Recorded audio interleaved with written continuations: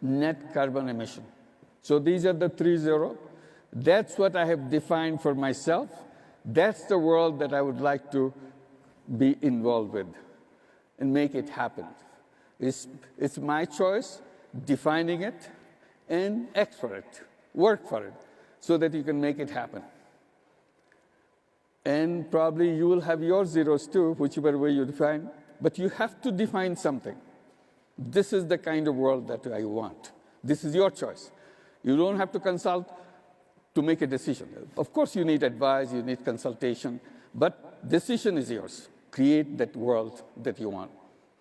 Well, defining something is imagination. You can do it. It's a very exciting experience, but at the same time, it's easier part of the whole job. Then you have to make it work, make it happen. How do you make it happen? How do you make zero poverty make it happen? How do you make zero unemployment make it happen? How do you make the zero net carbon emission make it happen? And I mentioned something that we are struggling against a very powerful wave of wealth concentration. So when all the wealth is sucked in one direction, and then you want to create a world with zero poverty and et cetera, that makes it extra difficult how to make it happen. You must have heard many times our goal is something globally, we say that repeatedly, the nobody to be left behind. That's a great goal, nobody to be left behind. And we all believe in it. And I try to point out the system that we built around us and we participate in every day, it is a system which is designed to leave people behind. And that's what the wealth concentration is all about, keeping people behind. So we are struggling against a big machine which is designed to leave people behind, and we are saying we want to do something not to leave anybody behind. That's a big mismatch. So you have to work on the system, on the machine itself. So that machine has to change its habit of leaving people behind and sucking up all the wealth to the top. How do you do that? So that's what I was trying to see and struggling with it. And I came up with some things, one after another. When you look at things at a very close range, it's not as difficult as you think when you read about it, when you hear about it. Oh, it's so difficult. But you come close to it, it looks like fairly easy. It's not as difficult. After all, we are dealing with human beings. It's not something they don't have any skill, they don't have any energy to participate in your effort. So that's what I was trying to see if I can make little efforts and do that. And I got excited. Yes, it works. And in the process, I created lots of such enterprises that I thought could be done to address those issues. Then I started seeing something which I never thought before. The system we built has a major flaw. I struggled with two major flaws, and that's what I wanted to share with you. Probably you may look into it yourself. One flaw is in the whole system, which we call a capitalist system, the basic assumption behind the whole system is every human being is driven by self-interest. This is part of the whole system. Every human being, you, me, and everybody, is driven by self-interest. And there is nothing else. So we keep on repeating that thing, self-interest-driven economy, and self-interest translates into greediness. It becomes extra greediness and everything else. Forget about everybody else. What struck me, this is a very narrow interpretation of a human being. Human beings are not about all selfishness.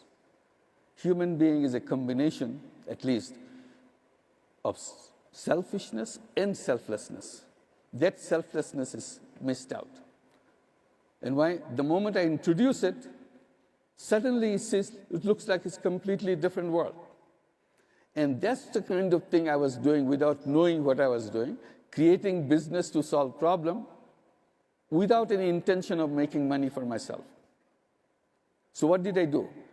I dismissed one basic feature of the capitalist system, making money, making profit.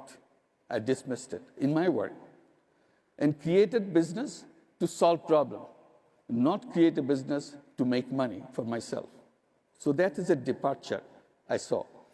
And then I raised a lot of debate about it. People start arguing against it. So I tried to give it a name so that people understand what I say. I call it social business and define it by saying it's a non-dividend company to solve human problems. It's a company, it's a business. We sell a service or sell a product just like any business does, but for a purpose different from the other kind of business. The purpose is very clear. We want to solve people's problem.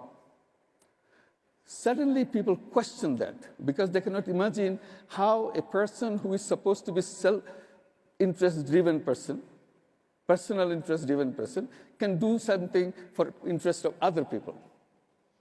I said, because every person has that aspect too.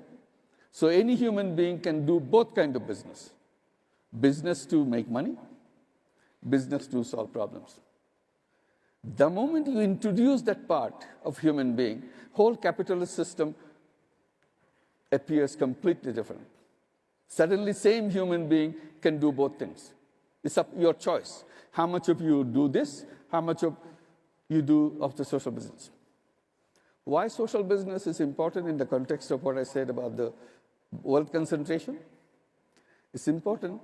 The moment you come into social business, there is no sucking the wealth to the top because nobody's taking any money from it as a profit. So all social business works against the concentration because if I don't take any money, there is no question of me getting wealthier and wealthier. So that is a kind of a counter force that we immediately introduce in the system and make it happen. And it relates to many other issues, which I'll postpone for a while. And then I get into another problem. This is interesting for you also. Both are interesting for you, not just one.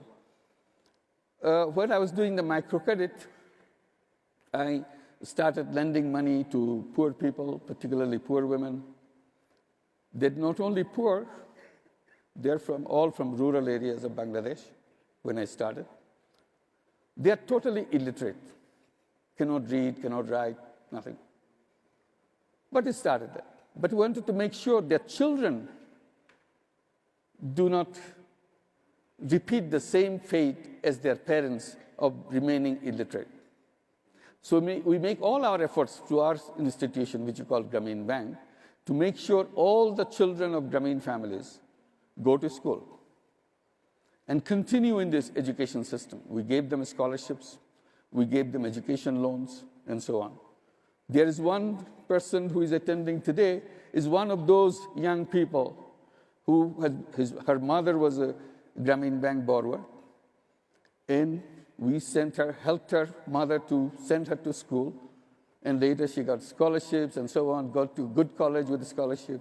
Then she got a scholarship to go abroad in the United States. She got her degree in the United States. Today she is appearing here. Can you please stand up? Where are you? Yeah. Let's give a big applause for her. Thank you. So that's how she is here, but many other people are, many other places who came from the same families or poor families, but given the education, they continue to go up. But others who finished, these are hundreds of thousands of young people, millions of young people. They keep on complaining. What is the use of having education? There's no job. When it kind of hit my heart, that is, what is the meaning of education? There is no job. I thought for a while, and I started responding to that. I said, why do you look for a job? Why are you looking for a job? They got very puzzled. Everybody looks for a job. What's wrong with it? They didn't say that. Then I said, forget about job. Job is absolutely wrong idea. This should have ended long before in the previous century. But somehow still that wrong idea has continued to come to Bangladesh and got you worried about it. The real thing should be you tell yourself again and again that I'm not a job seeker, I'm a job creator. And act like a job creator, think like a job creator, so that you can feel big, you can feel strong. If you're looking for a job, you feel small because you are at the mercy of other people. You are an entrepreneur, that's what you are. Then I started telling them, look, your mother, 20 years back, 30 years back, she had the courage to go to the bank to say that I want to join your program. I want to borrow money from you. And she made that decision and took a loan after a long debate and this kind of hesitation, should I or shouldn't I? She took the loan, $30, $40. And with that money, she didn't start applying for jobs. She started a business, very tiny little business. And that was her beginning. And year after year, she took more loans, paid up on loan, bought another loan. And she grew, and along the way, you are born. You are coming from a family which already has a tradition of entrepreneurship. If your illiterate mother with a $30 loan can become an entrepreneur, what's wrong with your education system? They completely wiped off your idea that you can be an entrepreneur. So why don't you just forget about your education, the one that given the wrong thinking in your head that you have to find a job for somebody, to work for somebody else. Why don't you go and learn from your mother and become an entrepreneur? So what we do, we create social business, social venture capital, ask the young people to come up with business ideas, and we become partner with them.